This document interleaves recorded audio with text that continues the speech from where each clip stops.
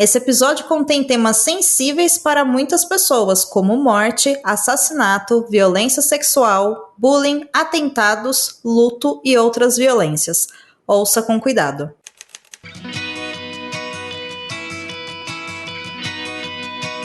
Perdidos na Estante, o seu podcast de adaptações literárias do site Leitor Cabuloso.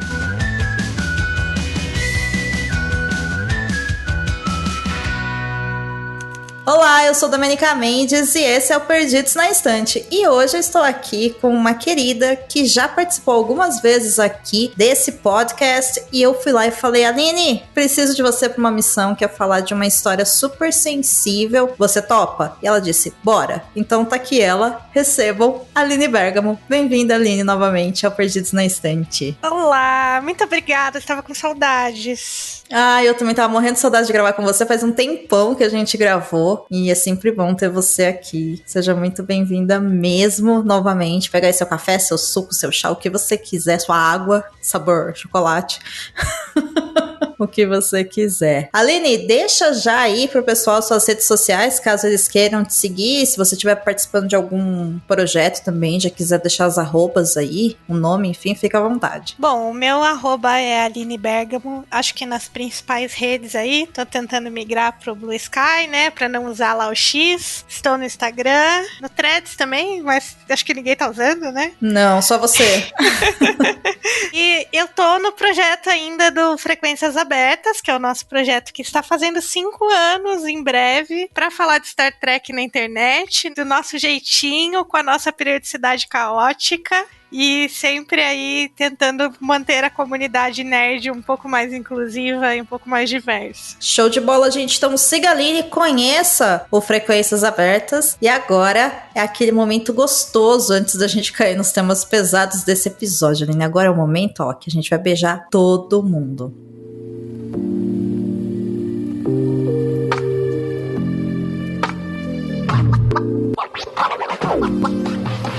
E Aline, quem que você vai, assim, ó, sair beijando nesse episódio? Com consentimento, é importante dizer nesse episódio sobre isso. Cara, eu quero muito mandar um beijo pra vocês que gravaram o podcast sobre o One Piece. Então, Domenica Basso e Guaxa, porque eu estou obcecada por essa série. E foi muito bom ouvir vocês conversando. E foi muito bom me sentir um pouquinho otaku por alguns minutos. Ah, que gostoso, obrigada. E esse episódio, ele ficou sensacional. O Guaxa manja muito de One Piece, o Basso também, ele entende bastante. Eu fiquei lá, tipo, super, meu Deus do céu, eu estou gravando, eu preciso falar também. Foi uma aula. Então, ouvinte, se você ainda não ouviu nesse episódio do One Piece, já fica aí uma indicação pra você voltar algumas casinhas, mas ó, assiste o live action primeiro, porque assim como esse episódio, a gente fala com spoilers, e realmente, assim, One Piece está maravilhoso. Eu amei também a série, mas pra saber o quanto eu amei, o que eu gostei, o que eu não gostei, ouve lá o episódio, é só voltar algumas casinhas. E eu vou dar um beijo aqui para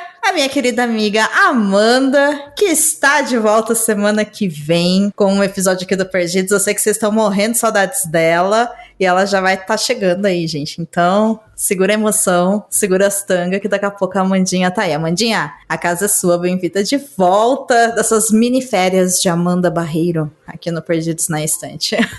Beijo, Amanda. E bora então pro episódio.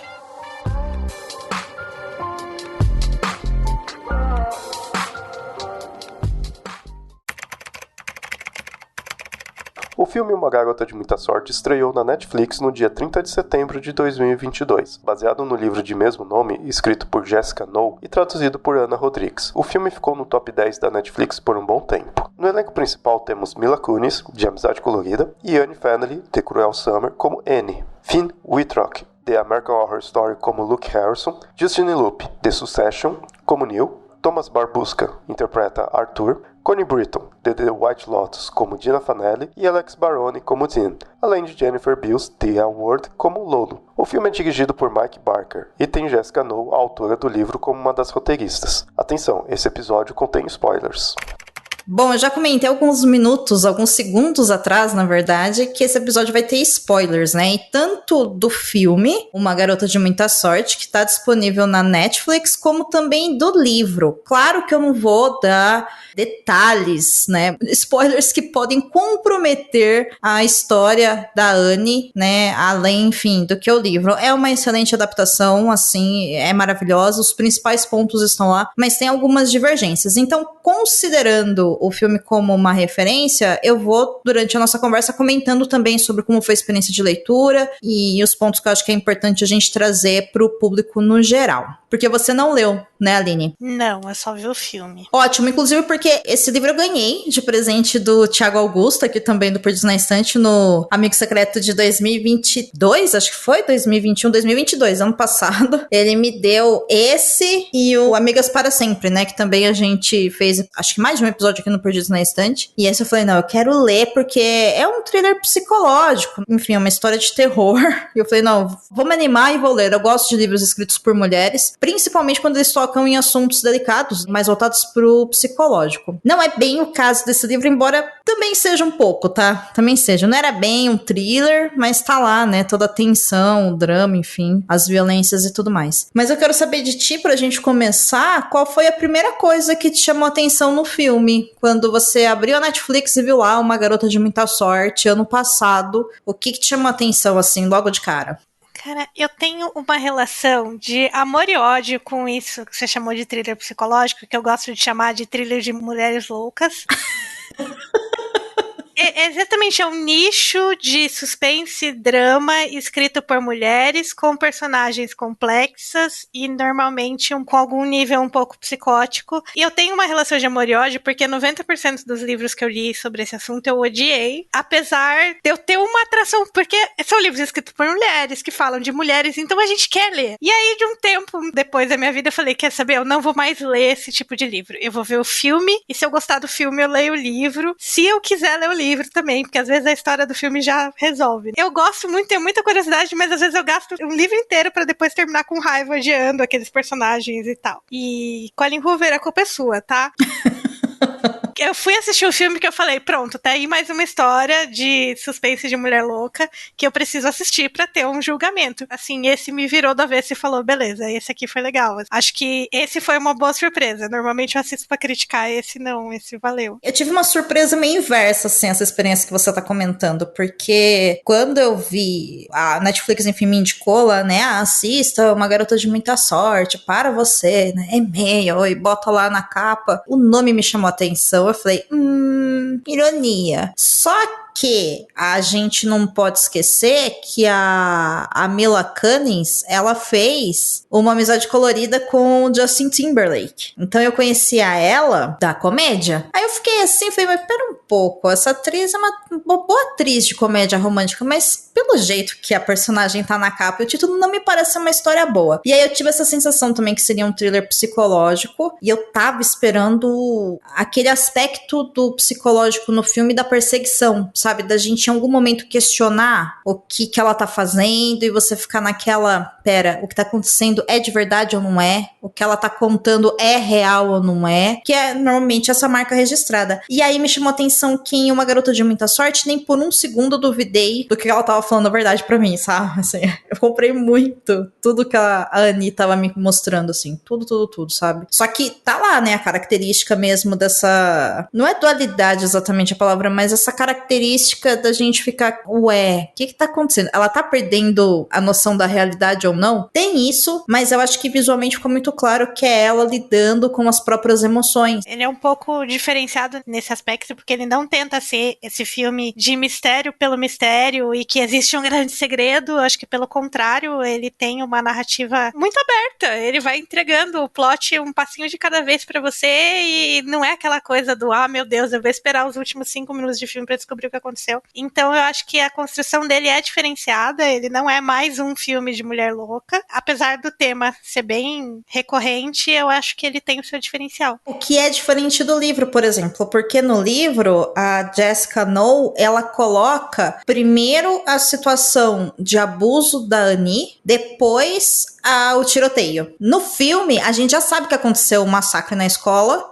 O que a gente não sabe é que ela foi violentada, né? Que ela foi estuprada quando ela tinha 15 anos. Então, quando chegou no estupro, eu lembro que quando eu terminei de assistir, eu virei e falei, gente, que pesado, né? E quanta coisa. E eu fiquei com uma sensação que a parte, todo o arco do massacre, da sobrevivência, me parecia que faltava alguma coisa naquela história que tava meio esquisito, sabe? Meio, tá lá, mas eu falava, não, tem alguma coisa que tá faltando pra dar liga na importância disso. E aí, lendo o livro, eu entendi que é porque é o contrário. No livro, ela segura o suspense do que tá acontecendo, e aí ela fala dessa violência que ela sofreu, e aí só depois, lá na frente, que você vai descobrir que houve um massacre, e todas as consequências desse massacre, né? Pra ela, em esfera psicológica, e isso coloca tanta camada e complexidade em quem é a Annie, do porquê que ela nunca falou sobre o estupro, de como que aquilo influencia a vida dela, por que ela quer, né, deixar de ser quem ela era, quem é o Sr. Larson na vida dela, enfim,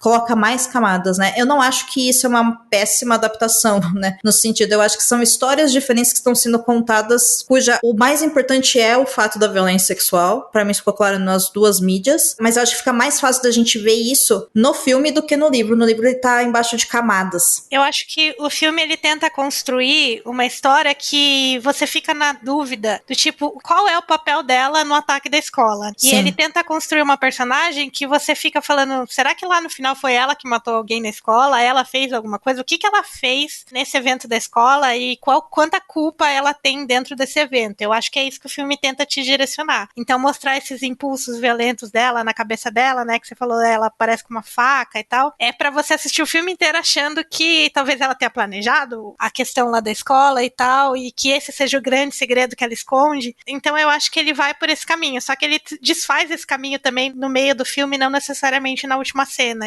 mas eu acho que ele tenta construir essa tensão aí. Eu concordo com você, eu acho que ele constrói muito bem essa tensão, e no livro é interessante porque a personagem fica o tempo todo falando, então, mas eu não tive dó deles. Então, eu mesma quis matar eles. O livro, enfim, permite essa complexidade da personagem que eu acho que tá lá no filme, quando você assiste, que você percebe claramente que, assim, a mulher tem tudo. Ela tem um corpo perfeito, um emprego perfeito, a carreira dela tá decolando, ela tem um marido, enfim, um futuro marido dos sonhos, e você percebe que ela tem alguma coisa que incomoda ela, alguma coisa que ela não gosta, mas não fica tão claro o que é, né? E a gente descobre depois que é tudo desencadeado desse trauma, né, que ela sofreu. No livro, ela já começa de uma maneira mais clara, assim, sabe? Tanto que a primeira cena é exatamente a cena da faca, e ela falando que ela tinha vontade de enfiar a faca no noivo. Então, assim, já fica muito claro que o relacionamento deles não é bom. Eu acho que no filme dá essa impressão de, tipo, gente, por que ela tá fazendo isso, né? Qual que é o segredo? Quem que é esse cara? O que que rola? No livro já fica claro que, assim, tem alguma coisa errada mesmo. No filme,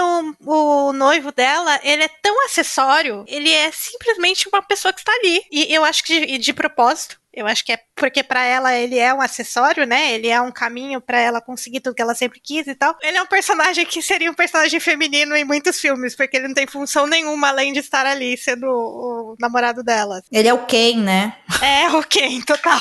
Sabe, eu acho que essa referência vai se perder no tempo, mas a gente tá falando, né, diretamente do ano onde Barbie chegou no cinema, enfim. Ele é um Ken. E sim, eu acho que é isso mesmo. Tanto que durante o filme eu fiquei, meu, mas que esse cara é, sabe? Tipo, qual que é a dele? Ele é violento, ele não é? Porque ele não é nem bom nem ruim, ele é só um cara que tá lá. A gente não tem nenhuma opinião sobre ele. Exatamente, ele é um nada ali, ele é o noivo dela e é isso, assim, né? Agora, no livro dá pra você perceber que isso tem um peso maior pra ela, sabe? Ela tentar o tempo todo tá ali vinculada com ele, né? A questão do status social, o fato dele ter vindo de uma família mais rica, e aí ela tá ali sempre se esforçando pra tentar agradar ele. Não que ele cobre tanto também, tá? Não é assim. O cara não é um monstro no livro. Mas no filme fica muito claro que ele é um Ken, né? Ele é um acessório mesmo, ele é um caminho, uma possibilidade de mudança de status social e econômico. A cena mais legal pra mim de construção de personalidade dela é aquela que ela come a pizza inteira a hora que ele não tá olhando. Sim. E ali é um pouco da minha crítica também, essas mulheres de personalidade que tem nesses livros, que é do tipo, eu sei controlar os homens e que eles façam o que eu quero e tal. E aí ela dá aquela mordida na pizza e você vê tantas camadas ali, você vê distúrbio de imagem, você vê um monte de coisa ali, a preocupação dela em ser perfeita. Cara, é uma cena tão pequenininha, mas aquilo fala tanto com a gente. É uma cena pequenininha e aí depois que você descobre que quem tá fazendo a Annie jovem é eu acho que se fala Chiara o nome dela. Chiara Aurélia, se eu não me engano que ela chama, que por sinal ela fez uma série que eu sempre indico que é Cruel Summer, a primeira temporada. Eu sou louca por essa atriz, eu acho ela espetacular. Quando eu vi que era ela, e ela realmente ela tem um corpo completamente diferente da Annie mais velha. Ela tem um corpo comum, um corpo normal, curvilíneo. Tanto que perto dela mais velha, dá a se entender se fosse anos 80 que ela seria gorda. Ela não é gorda, mas dá uma diferença enorme ali, né, visualmente falando. Então, assim, ali mostra muito, eu acho que isso complementa isso que você tá falando. Eu gosto de comer, mas eu não posso comer. Se bem que no diálogo, sutilmente, tá falando, né, porque ele fala, nossa, você quer comer pizza? Quem é você? O que você fez com a minha noiva? Ele joga essa brincadeira, né? Mas ela fala também que aquilo é o que faz ela ser exótica pra ele, é o que faz ela ser diferente das outras garotas loiras e padrão. É porque ela é um pouquinho fora da regra, mas não o suficiente pra incomodar ele. E ela meio que fala isso na narração. É exatamente isso. E aí no livro, isso coloca a personagem não como essa...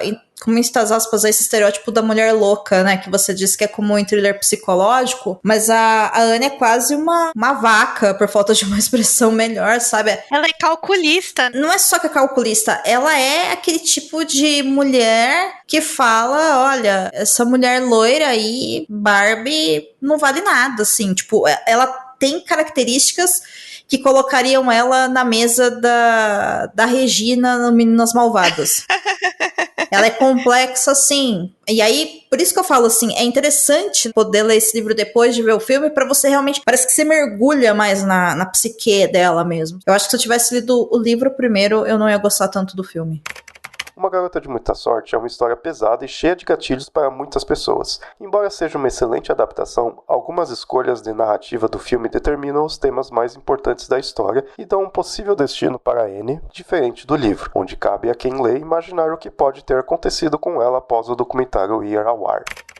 Uma característica muito interessante do filme, a gente acabou citando algumas coisas, né, como a cena da faca, existe também uma cena que me chama muita atenção, que é quando ela tá indo contar no documentário sobre o massacre, ela tá andando e ela conversa, de repente ela olha pra baixo, o pé dela tá na água, né, com aquele sapato lindo dela, mas na água, e aí imediatamente isso coloca a gente de uma maneira muito visual dentro do que ela tá sentindo, né? É quase como se a gente fosse pra dentro da cabeça dela. E ali a gente já entendeu o recurso, né? Tal qual quando ela olha pra um espelho, por exemplo, e ela se vê, mas ela também vê ela jovem. E eu acho que esse recurso, ele é importante pra gente entender a psique da personagem, mas também tá muito vinculado com a última cena do filme mesmo, que é quando finalmente ela consegue olhar no espelho e ver ela mesma. E ver ela bem. E ela se vê em vários espelhos, né? De vários ângulos, sabe? Então é quase como se falasse, olha, agora você é você. Com todos os seus traumas, com todas as suas vitórias, com toda essa história, você é você se aceitou. E eu gosto muito desse recurso de montagem. O que você achou dele? Cara, eu acho que o filme trabalha muito bem isso, assim, tanto nas transições pro passado e quando as coisas se misturam, quanto para quando a cena tem que mostrar o que ela tá sentindo e a cena consegue trazer isso, assim. Eu acho que a minha única crítica aos flashbacks, e talvez isso tenha sido proposital, é que os meninos do filme os adolescentes do filme são tão padrão que eu até hoje não sei quem é quem e qual o nome de cada um. Sim. E eu assisti o filme 2 vezes e eu quase parei pra anotar. Eles se sobrepõem ali, então assim, um sobreviveu, o outro não. Você não consegue associar quem é quem. Só que são todos horríveis. Sim.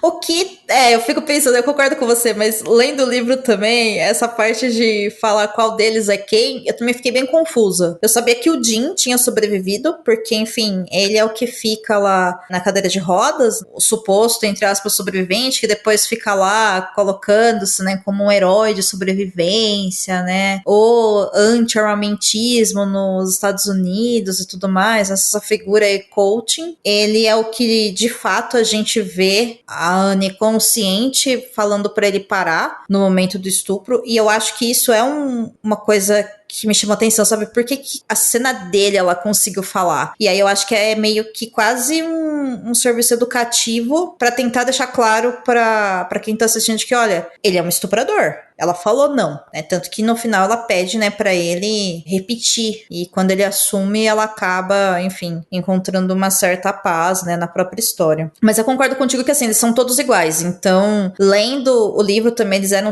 todos iguais e na televisão eles eram todos iguais. Eu também assisti 2 vezes. Eu fiquei, meu Deus do céu, quem que é quem? Sabe? Também não entendi nada, né? Eu só sabia quem que era o Jim, o Ben e o Arthur. Só. O restante... Eu cheguei a gravar o nome do cara, mas a hora que eles apareciam, eles eram iguais. Então, assim, não prejudicou a história, porque no fim, é o que eu falei, pode até que ser um pouco intencional, talvez, mas eu cheguei a parar algumas vezes e falar, peraí. Mas eu acho que é muito educativo também a forma como o filme coloca um paralelo entre a Anne, o que ela carrega com ela e o que ela sofreu, com um personagem que ficou na cadeira de rodas por causa de uma experiência traumática. Porque é muito fácil você olhar para um cadeirante e falar, putz, ele passou por uma coisa e tal. Mas não é fácil para uma pessoa olhar para uma mulher linda e maravilhosa e entender que ela tem um problema sério, uma ferida séria aberta dentro dela e que pode passar 20 anos, 30 anos, 40 anos, velho. Isso a gente carrega para a vida inteira. Se acontece uma coisa com você, você não vai se curar. Não tem uma terapia, não tem um negócio... Você vai melhorar, você vai superar coisas, você vai passar por cima, mas é uma coisa que não tem cura, assim como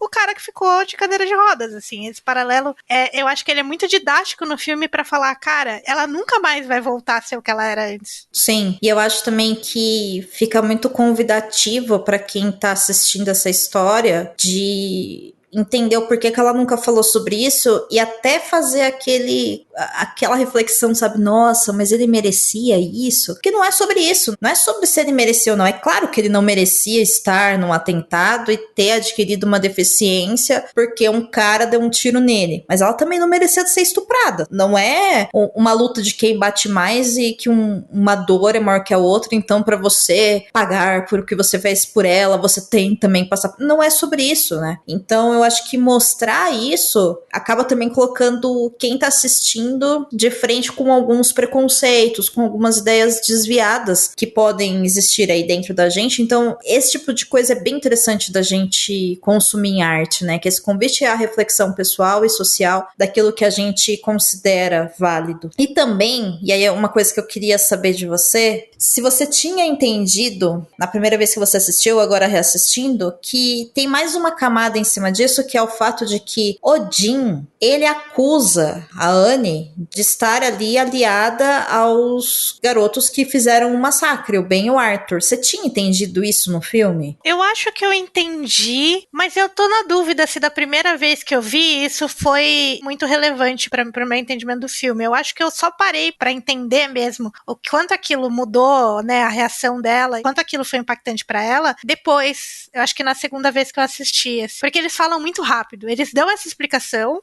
que inclusive ele acusa ela de ter brincado meio que com o coração dos 3 e ter namorado os 3 ao mesmo tempo, uma coisa assim, e que aquilo impactou ela profundamente. Ela virou, né, uma pária na escola praticamente. Mas eu não acho que na primeira vez que eu assisti eu não consegui carregar esse trecho comigo, assim. Eu acho que eu entendi mais na segunda vez. Tá solto ali, fica meio que debaixo dos panos. Mas isso, por exemplo, aparece na cena que ela abre o Facebook no trabalho, que ela postou uma foto com o noivo dela, falando, daqui um mês, o nosso casamento e tal, etc e tal, né? E aí alguém vai lá e comenta, assassina, você não merece ser feliz. E aí ela fica, né, olhando e depois deleta o comentário. E sem falar que tem uma ceninha antes que ela abre também uma pesquisa no computador que aparece lá que o garoto acusa ela de estar envolvida também no massacre, ser uma das responsáveis e tal. Mas eu acho que isso é uma coisa muito importante pra história, mas que tá pouco colocado no filme, sabe? No livro isso é um trecho enorme, assim. Eu acho que é quase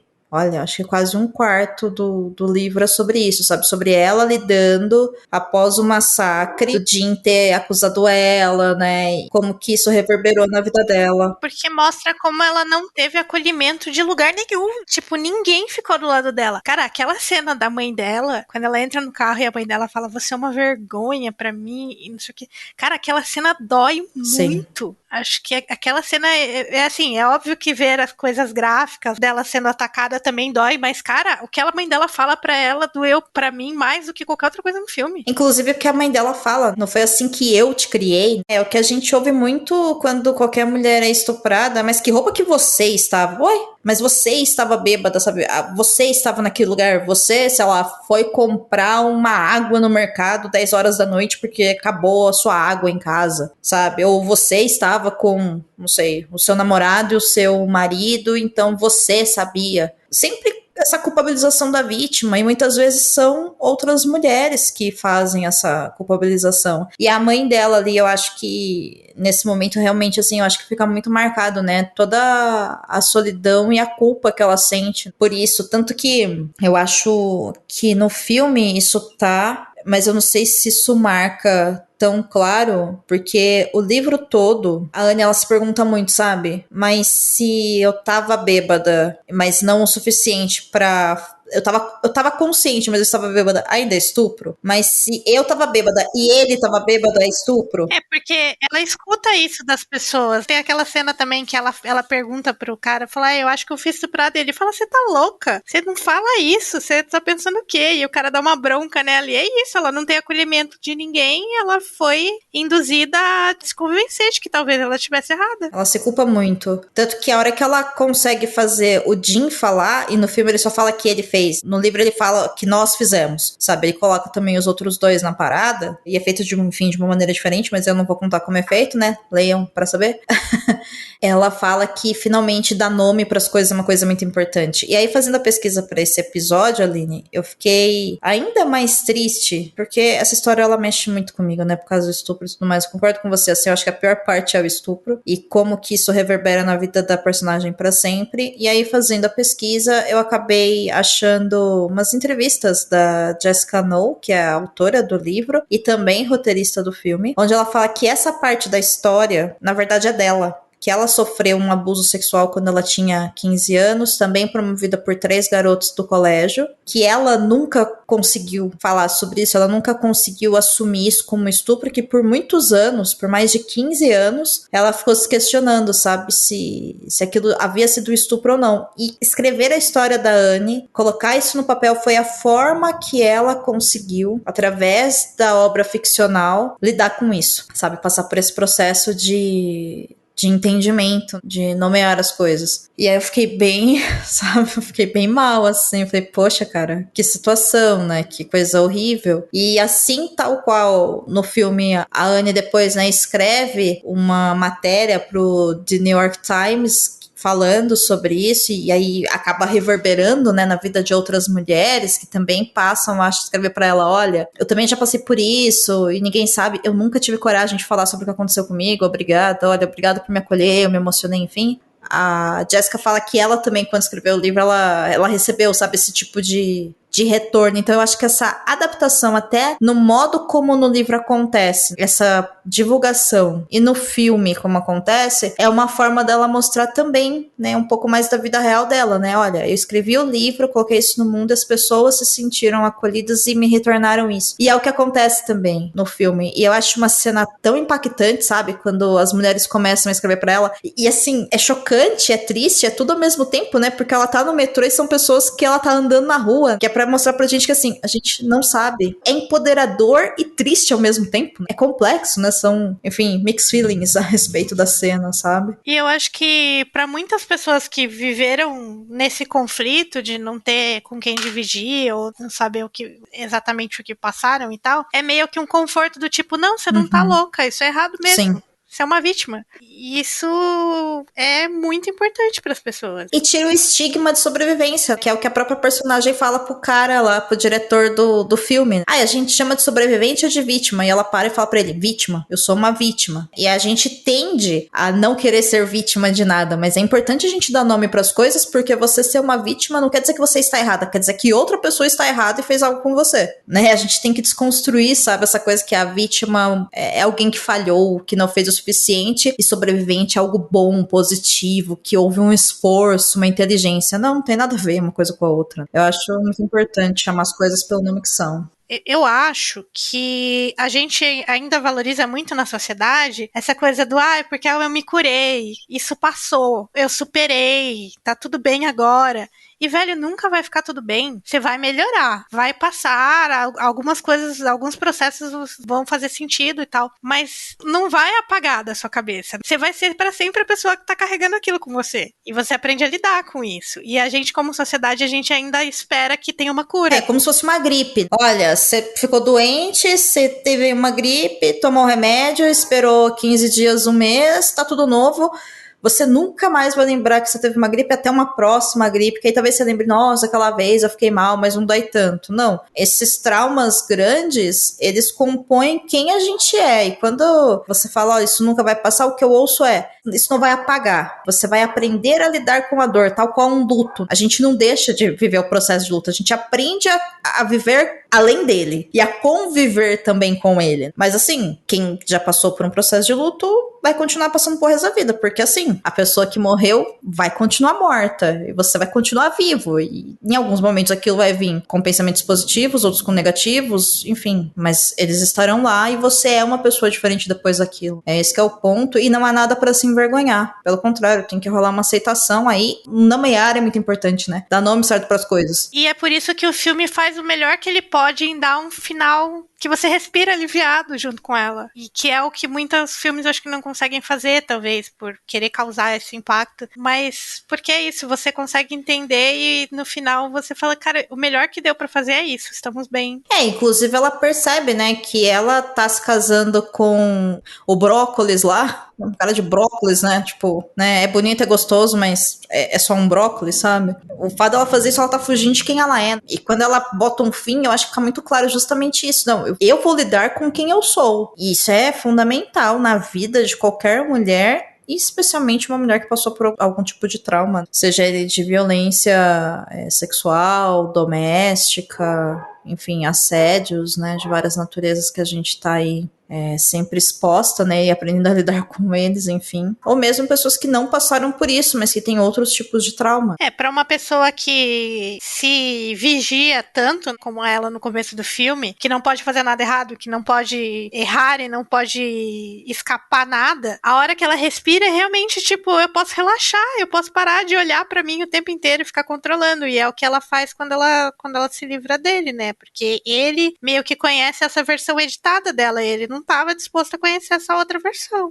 Eu acho uma história forte, eu acho uma história, no fim das contas, libertadora. Ela termina com uma energia de paz, sim. Assim. Agora, o que é muito, muito doido, né? Porque no meio disso tudo, o que se perde é o massacre. Porque não é a história dela. O massacre é a história desses dois guri que planejaram o massacre, é a história dos caras que sofreram. A história dela não é o massacre. Ela foi culpada por ele e indiretamente faz parte da história dela. Mas se a história fosse a do massacre, o protagonista do filme seria outro. Sim, perfeito. Perfeita a sua colocação. Eu concordo com tudo. Inclusive, para quem, enfim, né, sentiu que tá faltando mesmo falar mais sobre o massacre, mas o que aconteceu, como é que foi feito, tudo mais, as consequências disso. No livro tem bastante coisa, sabe? A relação dela com o Jim é diferente, o Ben no massacre é diferente, enfim. Então, se vocês quiserem saber mais sobre isso, eu aconselho que vocês leiam o livro, né? Assim como também vai trazer muitas camadas sobre a relação dela com o Sr. Larson, que é aquele professor que ela encontra e que foi o cara que ajudou ela após a violência que ela sofreu. E assim, é bem interessante a relação dos dois. É bem interessante, mas eu não vou dar nenhum spoiler sobre isso, porque assim, é bem diferente, principalmente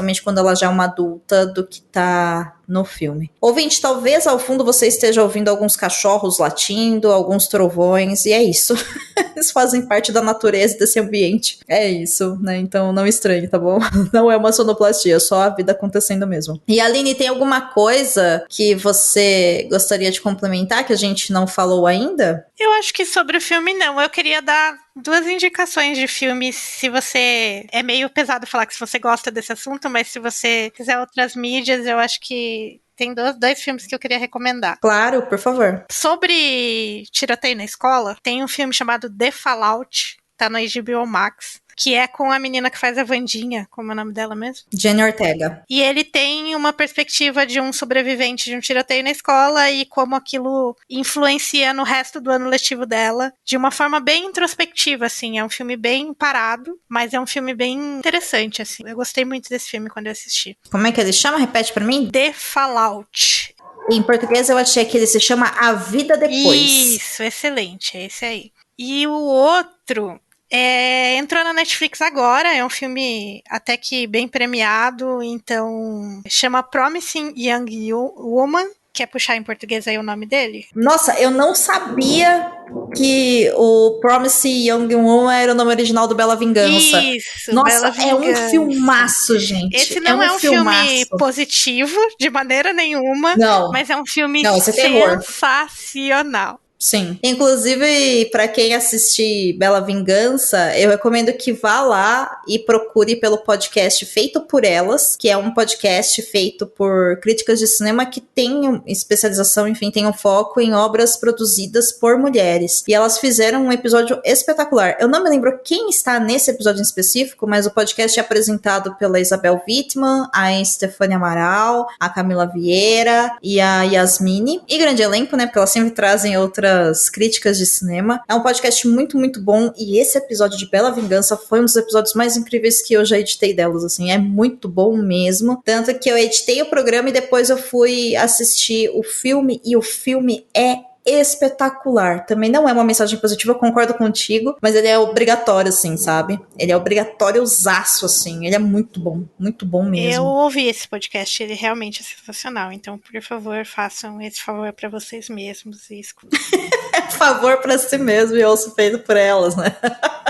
Depois de assistir o filme. E claro, pensando ainda em obras, né, sobre massacres em escola e tudo mais, eu acho que é sempre válido uma recomendação de Tiros em Columbine, que é um documentário que talvez a geração de ouvintes mais jovem do Perdidos na Estante não conheça, que é um documentário do Michael Moore, que é referente a um massacre que aconteceu na escola de Columbine, e ele faz todo um trabalho de fazer questionamento, né, sobre como que a cultura armamentista nos Estados Unidos acaba favorecendo que esses tipos de atentados ocorram. E é muito bom mesmo, assim. Nossa, eu lembro que eu assisti quando saiu. Columbine já tem vários anos aí. E é um documentário que eu levo, assim, com muito carinho na minha vida, porque eu acho o trabalho do Michael Moore nesse documentário espetacular. E pra quem quer, enfim, né, entender um pouco mais do que acontece depois com a família de pessoas que são responsáveis por esses atentados, também tem uma obra interessante para tanto ler quanto assistir, que é Precisamos Falar sobre o Kevin, que tem episódio aqui no Perdidos na Estante também, bem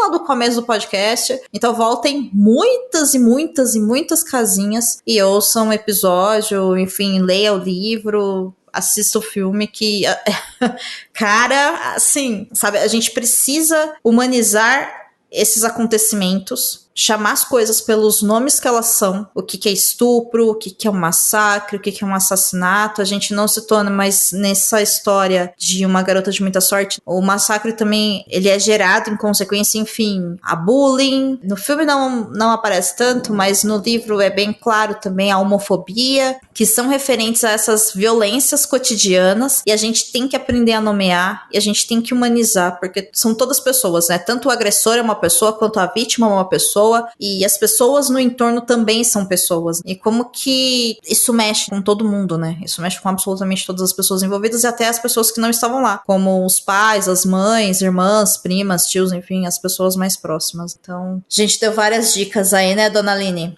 Eu sou assim, eu não resisto a indicar mais coisas. Eu acho ótimo, querida, eu acho ótimo mesmo. Eu agradeço muito pela sua companhia, pelo seu tempo, pela sua disponibilidade, por você ter reassistido esse filme pra gente poder gravar. Eu te convido a ler o livro, Aline, pode ser que você se surpreenda, porque ele não vai ter essa pegada da mulher louca igual tem nos outros livros do gênero, como Uma Garota no Trem. Esse aí que eu não gosto mesmo. Imaginei quando você falou assim, mulher louca, eu falei, é Uma Garota no Trem, que também tem episódio que não Perdidos na Estante.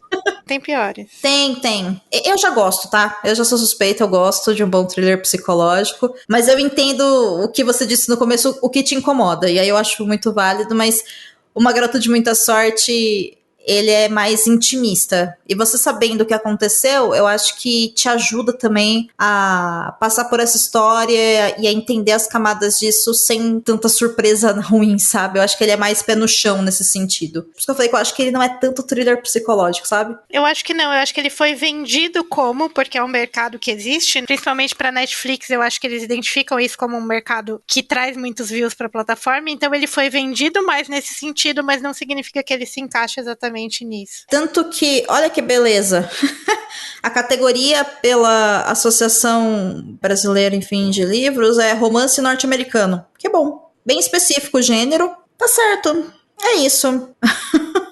Aí ficou massa, assim. Falou e não falou nada, mas... Parabéns. Parabéns. Eu acho que talvez... Eu não sei se ele seria um suspense, eu acho que também não. Eu não consegui, gente, é isso. Eu não consegui identificar qual é o gênero desse livro. Quem leu, por favor, vai lá no Spotify ou no site do Leitor Cabuloso e fala pra mim, Domênica, esse livro é do gênero tal, porque eu não consegui entender. Ele não é policial, porque não tem uma investigação. Ele é um drama, mas, enfim, não acho que é um drama no sentido de drama. Eu não sei, gente. Me ajuda aí. O que é? Se ele não é thriller psicológico, o que ele é? E não vai falar que ele é um romance norte-americano, por favor. Para isso eu já tenho o livro. E Aline, obrigada pela companhia, espero que você volte mais vezes, eu te desejo um excelente final de ano e que venham mais temas pra gente poder gravar juntas, você é sempre muito bem-vinda aqui, obrigada. Muito obrigada, agradeço e me chama sempre, beijos. Pessoal, relembrando, as minhas redes sociais é @Domenica_Mendes no Twitter e no Instagram, e também estão lá no Estúdio 31 falando sobre produção de podcasts, especialmente agora no mês de outubro, que é o mês do podcast. Semana que vem, como eu disse, a Amandinha está de volta e o tema que ela vai falar será a série nova da Netflix chamada A Queda da Casa de Usher, que estreou dia 12 de outubro, sim, feriado, Dia das Crianças, e depois, na outra semana também ela volta para falar de Assassinos da Lua das Flores, e gente, é Lua mesmo, tá? Não é o Cebolinha falando. O Leonardo DiCaprio, e aí outras pessoas. E aí, depois de 15 dias, eu volto aqui com vocês para um novo episódio. Então, uma excelente semana para vocês, e até semana que vem aqui no Perdidos na Estante. Um beijo e até lá. Contribua para novos episódios do Perdidos na Estante em catarse.me/leitor_cabuloso ou no PicPay. Se você é das redes sociais, nos encontre em twitter.com/perdidosestante e instagram.com/perdidosnaestantepod. Você acaba de ouvir o podcast Perdidos na Estante. A apresentação é de Domênica Mendes e Aline Bergamo. A pauta e produção é de Domênica Mendes. O assistente e edição são de Leonardo Tremesquim. Esse episódio é um oferecimento de Airechu, Aline Bergamo, Alan Felipe Fenelon, Amari Silva, Caio Amaro, Camila Vieira, Carol Vidal, Carolina Soares Mendes, Clécio Alexandre Duran, Daiane Silva Souza, Guilherme de Biasi, Igor Baggio, Janaína Fontes Vieira, Lucas Domingos, Lu Bento, Luiz Henrique Soares, Marina Jardim, Marina Kondratovic, Mancer de Souza Filho, Nilda e Ricardo Brunoro.